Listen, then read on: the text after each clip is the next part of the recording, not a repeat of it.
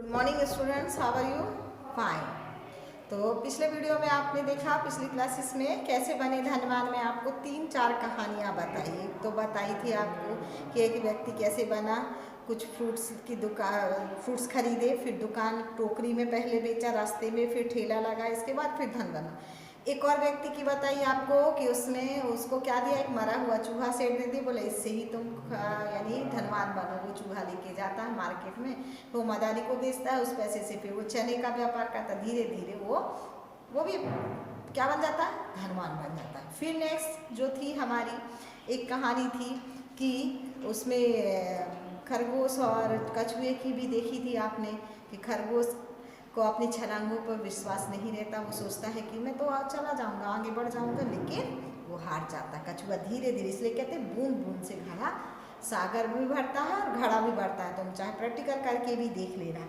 फिर एक और कहानी थी कि एक व्यक्ति सिगरेट पीता था, उसने छोड़ी, तो जितने पैसे की वो सिगरेट पीता था एक दिन में, उतने पैसे ही उसने अपनी किस में, एक बॉक्स में डाल दिया, और साल भर बाद उसमें उस बॉक्स को खोला तो उसमें इतने पैसे थे कि एक परचून की दुकान, मतलब पान की दुकान खोल ली, और उसके द्वारा ही वो एक बड़ा व्यापारी बन गया। फिर नेक्स्ट थी कि आज लास्ट का पैराग्राफ हम जो लेंगे, थर्ड वाला, एक अर्थशास्त्री का कथन से हम लास्ट पूरा ले लेंगे, ठीक है। तो यहाँ पर एक अर्थशास्त्री का कथन है। अर्थशास्त्री मतलब होता है अर्थशास्त्र, जो इकोनॉमिक्स कहता है, जोड़ना, घटाना, गुणा, भाग, व्यापार, जो ये सब बातें जानता है उसको अर्थशास्त्री कहते हैं। कि हमारा देश घाटे में जा रहा है कि लाभ में जा रहा है, मुनाफा कैसे होगा, ये सब चीज़ें उसको आती हैं। तो उसका कथन है कि मनुष्य का 87% खर्च अनावश्यक है।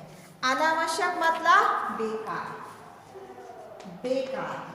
87%, 100 में 87% कितना है, ये हमारा इसमें बेकार है बोलता है। खर्च जो होता है, इतना पैसा वह अपने व्यर्थ के व्यसनों पर खर्च करता है। व्यसन मतलब होता है बुरी चीजें।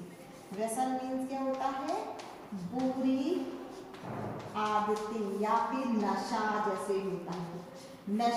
नशे में जैसे तंबाकू है, शराब है, इस तरह कई चीजें हैं जिससे हमें फायदा नहीं होता, उल्टा नुकसान होता है। मनुष्य की मूलभूत आवश्यकता क्या है, मनुष्य की जरूरतें क्या है, जो मेन है, कहते हैं रोटी, कपड़ा और मकान, सिर्फ इतनी जरूरत है।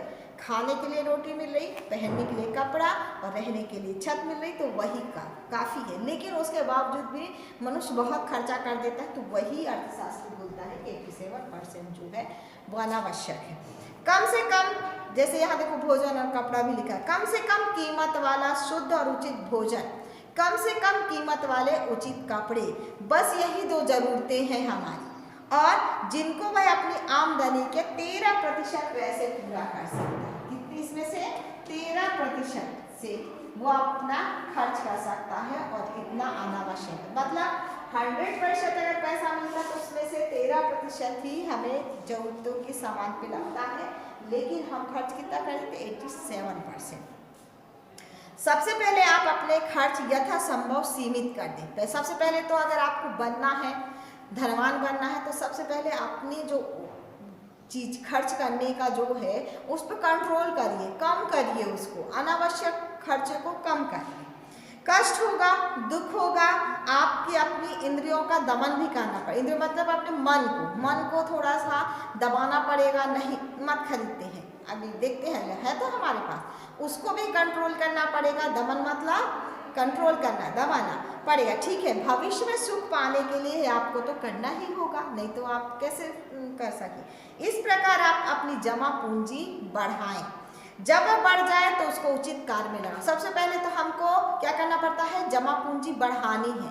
कोई व्यवसाय करने के लिए कुछ तो हमारे पास होना चाहिए ना, पूंजी। एकदम से 5 रुपये 10 रुपये में तो व्यवसाय नहीं कर सकते ना, कि थोड़ा सा बड़ा मतलब बीच का जो हिस्सा होता है ना, जैसे कई तरह के होते हैं, शॉर्ट कारखाने जैसे होते हैं, या फिर तो जैसे हिंदी में हमारे कुटीर उद्योग, लघु उद्योग, और क्या बोलते हैं, कुटीर उद्योग, लघु और बड़े उद्योग,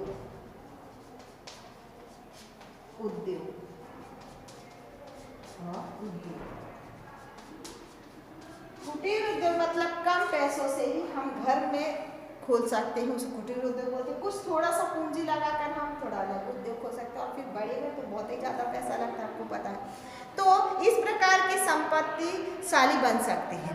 इसमें समय लगता है, धैर्य की आवश्यकता है, और धैर्य रखना पड़ता है। एकदम से चीज़ें नहीं बन सकती। मैं सोचूं आज ही मैं धनवान बन जाऊँ तो ऐसा नहीं, मुझे थोड़ा सा धैर्य रखना पड़ेगा, समय के साथ चलना पड़ेगा, थोड़ा खर्च बचाना पड़ेगा, तभी मेरे पास पैसा आता है, आएगा। इस बात का समय ध्यान दें। धैर्य और संयम से ही हम अपना काम बराबर है, और संयम भी जरूरी है। जल्दबाजी नहीं है। जल्दबाजी का काम कैसा होता है? शैतान का होता है, आपको पता है। तो जल्दबाजी नहीं करनी चाहिए, इस बात का हमेशा ध्यान रखना चाहिए। आपको सफलता मिलकर रहेगी। पूरी आशा और विश्वास के साथ लगातार कर्म करते रहिए, और आप ना अधिक से अधिक समय लगाइए। अब ये सोचो कि आप दुकान भी खोलते हो तो सिर्फ 2 घंटे के लिए खोलते हो, और फिर कहते मुनाफा नहीं होता, हमारे पास पैसा नहीं आता, तो ऐसा थोड़ी होगा।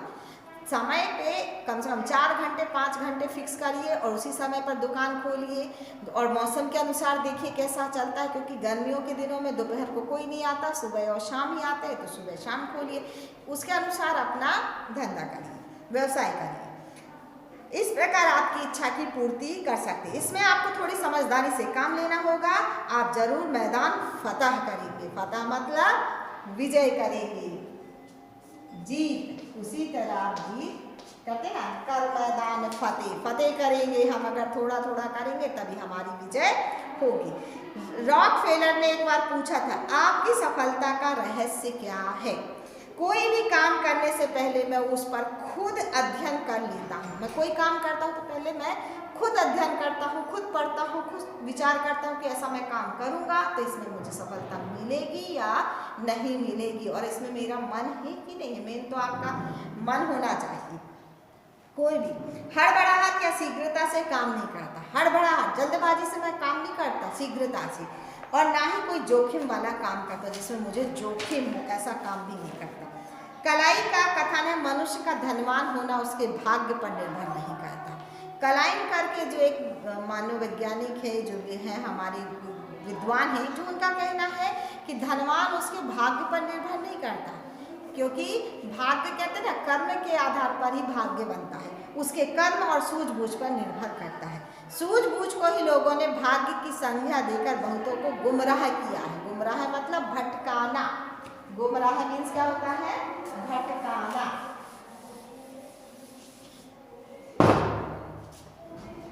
भटकाना, लोगों को भटकाते भी हैं कि ये रास्ता सही नहीं है, ये है, ऐसे जाओ ऐसे जाओ, ठीक है। तो वास्तव में कलाई के इन शब्दों को सोने के अक्षरों में लिखकर रखना चाहिए। कर्म और सूझबूझ ही मनुष्य को संपत्तिशाली बनाती है। वास्तव में भाग्य नाम की कोई चीज़ नहीं है। लगातार कर्म करें और आपको सफलता हासिल होगी, ये है ही। अधिक से अधिक समय लगाएं, आप कुछ अपने पास चला जाएगा। आप चाहे कि बिना हाथ पैर हिलाए घर बैठे आपके पास सब कुछ आ जाता, संभव है। बिना हिलाए डुलाए खाना यहाँ रखा है मेरे पास में, और मुझे भूख लगी है और मैं सोचूं कि खाना खा लूं, तो बिना हाथ चलाए तो नहीं कर सकते। मुझे वहाँ पे जाना पड़ेगा, थाली को लेना पड़ेगा, फिर उसके साथ उसको अपने हाथों से मुंह में डालना पड़ेगा। तो बिना हाथ पैर चलाए तो मैं खाना नहीं खा सकती ना। उसी तरह ही आपको अगर कुछ व्यवसाय करना है, उसमें आपको हाथ पैर चलाने पड़ते ही हैं। बचपन में सुनी थी एक लोक कथा, आपको बतलाता हूँ। 2 मित्र थे। एक मित्र बोला, तेरा भाग्य खराब है। मैं भाग्य को नहीं मानता, साबित कर सकता इस बात को, चल मेरे साथ। तो दोनों जाते हैं। भाग्य को ना मानने वाला एक आम के पेड़ के नीचे ले आया उसको। भाग्य को जो नहीं मानता था, एक आम के पेड़ के नीचे ले आया, और खूब पके आम लटके थे। खूब पके हुए, वो आम का पेड़ था तो आम पके लटके थे, और हवा के झंझोरों से, झंझोरे मतलब झोंकों से हवा चलती है ना खूब तेज गर्मियों में, और झोंकों से तो फिर फल जो पक जाते हैं वो तो टूट कर गिरते ही हैं। तो टूट कर गिर रहे थे। मित्र बोला, तू लेट जा, मुंह खुला रख। मतलब पेड़ के नीचे ऐसे लेट जाओ और मुंह खुला रख, देखते हैं तेरे भाग्य से मुंह में आता है कि नहीं आता। तेरे भाग्य में आम होगा तो मुंह में आकर गिरेगा। मित्र मान गया और लेट गया। शाम तक पड़ा रहा, एक भी आम उसके मुंह में आकर नहीं गिरा। वो सुबह से लेकर शाम तक पड़ा रहा मुंह खोलकर, पर एक भी आम उसके भाग्य में नहीं था, तो नहीं गिरा। दूसरा मित्र आम उठाकर खा गया। अब उसने कर्म किया, अपने हाथों से उठाया और खा गया, तो 2 3 4 5 भी खा सकता है। अंत में भाग्य को मानने वाला मित्र हार गया। जो भाग्य को मानता था वो हार गया। कि ऐसा नहीं है, भाग्य में भी वही चीजें आती हैं जब आप कर्म करते हो। भाग्य या बड़ा कर्म, इस प्रश्न का यही उत्तर है कि भाग्य नहीं, कर्म बड़ा है। कर्म के बल पर आदमी अपने भाग्य को बदल भी सकता है और अतएव हमेशा कर्म पर विश्वास रखें। इसी तरह आप भी कर्म पर विश्वास रखें। जब तक आप पढ़ोगे नहीं, लिखोगे नहीं, तब तक आप कैसे पास होगे, या कैसे आप पास होना तो दूर छोड़ दो, आपकी बुद्धि कैसे आएगी, मुझे ये बताओ। यहाँ पर कैसे आएगा जब तक आप पढ़ोगे नहीं, देखोगे नहीं, समझोगे नहीं, कर्म नहीं करोगे। खिलाड़ी है, बिना हाथ पैर चलाए वो खिलाड़ी तो नहीं बनता। दौड़ता है जब उस प्रैक्टिस करता है जब ही उसको आता है। तो कर्म ना करेंगे, कर्म की ही दुनिया है। अतः मेरे दोस्त कर्म करो, संपत्ति मुफ्त में नहीं आती। आपको कर्म करने से ही कुछ मिल सकता है और वह भी है कठोर कर्म। अब कर्म करो तो ये भी नहीं है कि बैठे बैठे वाला काम मिल जाए, ऐसा भी नहीं है। उसके लिए भी कठोर श्रम करना पड़ता है, परिश्रम करना पड़ता है। जब तक अपने आप पर नियंत्रण रखकर आप कठोर कर्म नहीं करेंगे, आपको कुछ भी नहीं मिल सकता है। आपको पढ़ना पड़ेगा या खेलना पड़े, जो भी काम आपको करना है आगे बढ़ के, उसके लिए तो आपको कठिन कर्म करने पड़ेंगे। उसके बिना तो आप आगे बढ़ नहीं सकते। कठोर परिश्रम में बड़ा सुख है और उसमें सुख भी है। समझ सोचो कि दुख होता है, सुख है। जो कठोर परिश्रम से घबराते हैं वे मूर्ख हैं, श्रम में बड़ा आनंद है। मैंने आपको बोला ना, वही कठोर श्रम करने वाला ही बड़े सुख की नींद सोता है, और जो कठोर परिश्रम करता है ना, उसको नींद भी बहुत अच्छी आती है। एक बार ऐसा करके तो देखो, और श्रम करने वालों को देर से नींद आती। देखना, आपको पता, जिस दिन आप ज़्यादा खेलते होगे, ज़्यादा पढ़ते होगे, उस दिन जल्दी नींद आती होगी, और जिस दिन आप कुछ नहीं करते उस दिन बेड पे इधर उधर लुटते रहते हो, नींद ही नहीं आती। खूब मेहनत करिए, सुख पाइए।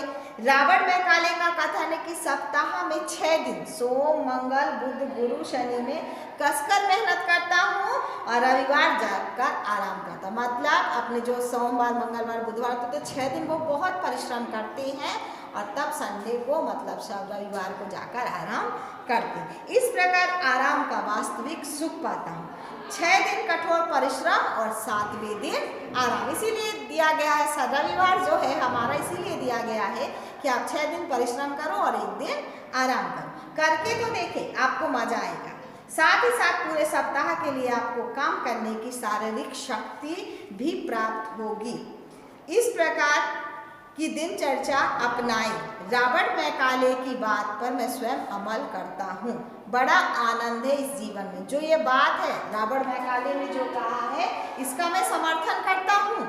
मैं मानता हूँ कि अगर मेहनत करेंगे तो मेहनत से ही हमें सुख मिलता है, आनंद की अनुभूति होती है और हमें नींद भी अच्छी आती है। मेरे मित्र, संपत्ति ही क्यों, दुनिया की प्रत्येक वस्तु भी आप प्राप्त कर सकते हो। मेहनत करोगे तो आप कोई सी वस्तु प्राप्त कर सकते हो। सब कुछ आपको मिल सकता है, आप अपना हर सपना पूरा कर सकते हैं। आप एक बार संकल्प तो कर ले और करके देखें। अपनी परिश्रम शक्ति में कंजूसी ना करें, भावनाओं के उफान में ना बहें। इस प्रकार आप अपना नुकसान करेंगे। कुछ लोग भावना के उफान में बह जाया करते। कुछ लोग सोचते हैं, अरे कहते चलो ये ऐसा कुछ काम करना है, इसमें बहुत पैसा है, ये है वो है, तो कुछ लोग जल्दी उनके साथ हो जाते हैं। ऐसा मत करिए। कुछ काम ऐसे होते हैं सोच समझ कर करना पड़ता है। अगर आपने गलत कदम ले लिया तो आपकी पूरी संपत्ति नष्ट हो जाती है। इसलिए सोच समझ कर ही काम करना चाहिए। ये तो मैं आपको बोलूँगी कि सोच समझ कर ही अपना कार्य करना चाहिए। एक बार संकल्प ले। संकल्प मतलब प्रतिज्ञा। संकल्प मीन्स क्या होती है? प्रतिज्ञा ले, प्रतिज्ञा करिए और करके देखिए। अपनी परिश्रम शक्ति में कंजूसी ना करें, भावनाओं के उफान में ना बहें। इस प्रकार अपना नुकसान करेंगे। कुछ लोग भावना के उफान में बह जाया करते हैं और शुरू में बड़ा जोश खरोश रहता है। शुरू तो बड़ा जोश आता है, लेकिन इतना जोश जरूरी नहीं है। आराम से, समय से और बढ़िया मेहनत से करिए। खुद काम करते हैं पर कुछ समय बाद उनका जोश दूध में आए उबाल के समान खत्म हो जाता है। जैसे देखा होगा, दूध उबालते हैं तो एकदम से उफान आता है और फिर बैठ जाता है। इसलिए धीरे धीरे अपने को बढ़ना है, जैसे कछुए की चाल से कछुआ जाता है। तो इस प्रकार के व्यक्ति तब नहीं कहीं के भी नहीं रहते, भावना में बहकर काम करना नुकसानदायक होता है। अतः पहले निम्न बातों पर खूब विचार कर ले। पहला ही दृढ़ संकल्प, मतलब इच्छा शक्ति। आपकी इच्छा शक्ति होनी चाहिए, अटूट इच्छा शक्ति, मजबूत अनवरत कार्य। हाँ, अब आज काम किया और कल नहीं करना, परसों करना है, कभी कर, ऐसा नहीं।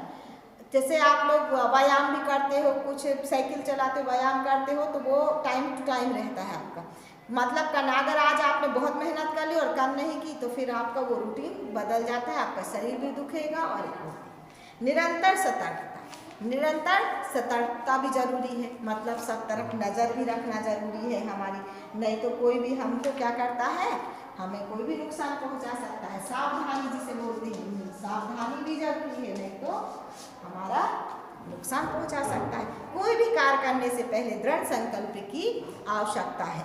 अपने मन को अच्छी तरह ठोक बजा कर देखें, फिर दृढ़ संकल्प लें, और जब आपको पूरा विश्वास हो जाए फिर आगे बढ़िए। इसके साथ साथ आप में अटूट इच्छा शक्ति भी आवश्यक है। संपत्ति अर्जन के लिए अटूट इच्छा शक्ति, पैसे से पैसे की हिफाजत और उसको संभाले रखना, संपत्ति की भूख बढ़ाए रखना, निरंतर उस पर ध्यान रखना आवश्यक है। अटूट इच्छा शक्ति के बल पर ही दृढ़ संकल्प कायम रहता है। अगर आपकी इच्छा शक्ति नहीं है तो आपका दृढ़ संकल्प भी क्या हो सकता है, टूट सकता है। अपने कार्य से अधिक समय दे, व्यर्थ समय ना, हाँ, समय व्यर्थ ना गवाए। व्यर्थ मतलब बेकार। अगर आपने समय गवा दिया वो, तो फिर वो लौट कर नहीं आता है, पता ही है आपको। तो व्यर्थ समय ना गवाए। जितना भी ज़्यादा समय आप अपने कार्य को देंगे, उतनी ही शीघ्र से आपके कदम सफलता की ओर अग्रसर होंगे, मतलब बढ़ेंगे। आज भी कोई भी काम अपने कल पर बाकी ना, कहते ना, काल करे सो आज कर, आज करे सो अब, परलय होगी तब कब बहुरेगा। तो मतलब कल जो काम करना है वो आज करो, आज करना है तो अभी करो, क्योंकि कल कभी नहीं आता है। हर दशा में उसको निपटा लें। मन भावन कार्य आपकी मंजिल में सरल बनाएगा। इसके बाद आप निरंतर सतर्कता से काम ले, जल्दबाजी में आकर कोई काम ना करे, अनावश्यक पूंजी भी ना लगाए। जितनी जरूरत है उतनी ही पूंजी लगाए। वहाँ पे कोई भी कार्य करते समय आप उस पर सोच ले, अच्छी तरह विचार कर ले, इसके बाद निर्णय ले, अपने कार्य में निरंतर सतर्कता बनाए। एक छोटी सी भूल भी आपका बना बनाया खेल बिगाड़ सकती है, अतः सावधानी बराबर बरतें। आपको पता है, एक छोटी सी भी भूल हमारी क्या हो सकती है, हमारे व्यापार या व्यवसाय को नुकसान पहुंचा सकती है। इसलिए सावधानी, सतर्कता, दृढ़ निश्चय, निरंतर काम करते रहना, ये आपके उसमें होना चाहिए मनुष्य के विचार में। ठीक है, तो ये आपका लेसन खत्म हो गया। अब आइए पेज नंबर 145 में प्रश्न उत्तर दिए हैं। आपको पद्यांश पढ़कर नीचे प्रश्नों के उत्तर देना है। आपको पैराग्राफ दिया गया है, उससे आप क्वेश्चन पढ़िए और आंसर दीजिए। फिर नेक्स्ट है, अरस्तु कौन था? मैंने बताया था ना आपको, एक दार्शनिक था। ठीक है। कर्महीन पुरुष कौन होता है? जो कर्म नहीं करता, जो काम नहीं करता। निर्धन व्यक्ति अरस्तु के पास क्यों गया? कि वो धनवान कैसे बने। बताया कि नहीं बताया था आपको? भूल जाते हो आप लोग, भूलना नहीं है बेटा, ध्यान देना है। तो धनवान कैसे बने? कलाइल का कथन क्या है? कर्मशीलता है, कर्म पर विश्वास करो, भाग्य पर नहीं, क्योंकि भाग्य किसी का साथ नहीं देता। ठीक है, तो ये आपका हो गया। अब आपको देखो, यहाँ पे वचन बदलने के नियमों में कुछ बहुवचन बनाते समय नियमानुसार कुछ परिवर्तन करने पड़ते हैं। जैसे आपने वचन और एक वचन पढ़ा है, जैसे यहाँ पे क्या हुआ? व्यक्ति हुआ, और यहाँ पे व्यक्तियों। हमने इसमें क्या लगाया? यो लगाया, तो हमारा क्या बन गया? बहुवचन बन गया। इसी तरह अगर शिक्षक है तो शिक्षक का हम बहुवचन कैसे बना सकते? शिक्षक गण बना सकते। शिक्षक गण कई बार रहते हैं और कई बार हम इस तरह एक, गण, जन इस तरह बना के हम बहुवचन बना सकते। तो आपको यहाँ पे दिया गया है कि कुछ पुरुषवाचक पुल्लिंग शब्दों के रूप में दोनों वचनों में एक समान ही रहते हैं। जैसे यहाँ पे एशियन, भारत, अगर हमने कहा भारत तो भारत का अगर हम बहुवचन बनाना तो भारत लोग लिखेंगे, भारत के लोग हो गए। इसी तरह जैसे ग्रहों में है, जन में है, दल में, यानी कुछ पशु पक्षी भी होते हैं जिनको हम नहीं बना सकते तो हम गण, जन इस तरह बदलते हैं। जैसे आपको यहाँ पे दिया गया है, नीचे लिखे शब्दों में गण, लोग, दल या जन लगाकर बहुवचन बनाना है। हमको क्या लगाना है? जन, गण, दल और लोग। जैसे लेखक, शिक्षक गण आया तो क्या आएगा? लेखक गण। सीधे सीधे मैं आंसर लिख रही हूँ तो आप आंसर लिख लीजिए और कुछ आप अपने से करिए। 4 कितने हैं? 4, 8 है, 8 में 4 मैं बता रही, 4 आप करना। लेखक फर्स्ट है, लेखक गण, गण लगा के हम उसका बहुवचन बना सकते हैं। सेकेंड है विद्वान लोग होते हैं, विद्वान लोग, विद्वान है उसका अगर बहुवचन बनाना है तो हमको विद्वान लोग बनाना पड़ता है। फिर थर्ड है हमारा दोस्त, दोस्त जन की गण, दोस्त लोग होते हैं, लोग बनाएंगे। फिर फोर्थ है हमारा गरीब लोग, गरीब है उनके आधार पर हम क्या बनाते हैं? बहुवचन, गरीब लोग। और 4 आप बनाओगे, 4 मैं बनाती हूँ, 4 आप बनाना, ठीक है। फिर है हमारा भाग्यशाली शब्द में शाली प्रत्यय का हुआ है। शाली प्रत्यय करते 5 शब्द बनाइए और उनके वाक्यों में प्रयोग कीजिए। भाग्यशाली, शाली प्रत्यय हमारा हमेशा पीछे लगता है, कई बार मैं बता चुकी हूँ। तो यहाँ हमें शाली प्रत्यय दिया है तो आपको भाग्य क्या लेना है? मूल रूप लेना है, शब्द लेना है, मूल रूप भाग्य आएगा और मिला देंगे तो क्या आएगा? भाग्यशाली। तो इसी तरह आपको शब्द ढूंढना है और शाली प्रत्यय लगाकर आपको क्या बनाना है? शब्द बनाना है। तो ये भी आप करके देखेंगे, इसमें ज़्यादा कठिन नहीं है। और अल्प विराम के प्रयोग का स्थल भी बताया है। जैसे यहाँ पे एक अल्प विराम आता है जब हम कोई एक सी वस्तु को लेते हैं, जैसे फल फ्रूट्स लिए, आम, पपीता, नाशपाती, तो इनके बीच में फ्रूट्स एक से हो गए ना, तो इनके बीच में हम अल्प विराम का प्रयोग करते हैं, बीच में हम रुकते हैं थोड़ी देर। फिर संबोधन, संबोधन मतलब होता है हम पुकारते कैसे हैं? साहब, फिर रुक गए, किधर जा रहे हो? हे राम, ये ऐसा क्या हो गया? जैसे देखो, हे ईश्वर। फिर यहाँ पे हमारा क्या आएगा? इस्लाम विश्वबोधक वो आएगा, हे ईश्वर क्या हो गया? क्या हो गया? हो गया, ऐसे, ठीक है। तो ये संबोधन है, मतलब हम पुकारते कैसे हैं, बोलते कैसे हैं। फिर है अल्प विराम का मैं बता ही चुकी हूँ आपको। योजक चिन्ह, योजक चिन्ह 2 अपोजिट वर्ड के बीच में भी आता है और सेम वर्ड के बीच में भी आता है।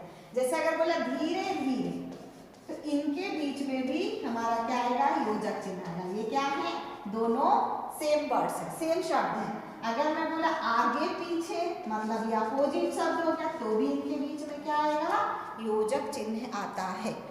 फिर लास्ट में आपका अल्प विराम का मैंने आपको प्रयोग का बता ही दिया है। अर्ध विराम होता है 2 सेंटेंस के, 2 वाक्यों के बीच में।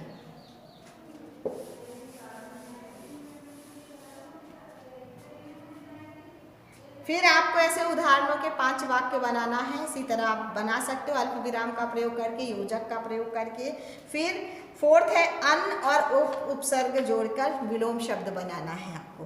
तो ये भी आपसे बन सकते हैं, इसको बताने की जरूरत नहीं, अपोजिट वर्ड्स क्या होते हैं। और फिर वर्ण विच्छेद भी बनता है आपसे, ये भी आप 3rd से 4th से सीख रहे हो, तो ये भी बन जाएगा। लास्ट फिर है हमारा समास विग्रह करके उसका नाम लिखना। तो ये मैं आपको फिर नेक्स्ट वीडियो में बताऊंगी। केवल आपका होमवर्क है आज अन और उपसर्ग जोड़कर शब्द बनाना, ठीक है। Thank you.